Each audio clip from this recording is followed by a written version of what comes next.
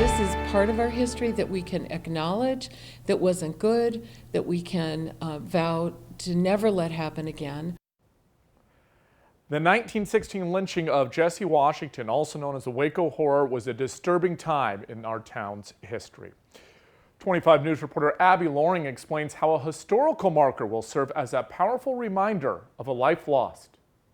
It's been a long almost 4 years, but the Community Race Relations Coalition now has an end date in sight for the historical landmark to remember Jesse Washington. May 15th, 1916 is known as one of the darkest days in Waco's history. Tied up with a chain and then hung from a tree on the courthouse lawn, and a fire was set underneath him, and he was lowered in and out of the fire repeatedly. Jesse Washington, a 17-year-old farmhand, was hanged and burned alive in front of Waco City Hall after being accused of murdering his employer's wife in Robinson, Texas. It's fairly clear that people knew that this was going to happen because there were people estimate around 10,000 people in attendance.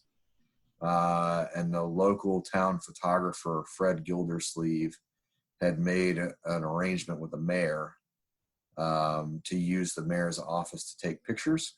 Photographs of the event were taken and then sold as postcards, which spread the news across the nation, earning the name Waco Horror. In the end, what was left of his body was put in a burlap sack, and it was dragged behind a horse. A man on horseback dragged it through the streets of downtown Waco. And then eventually that sack ended up suspended from a lamppost in Robinson.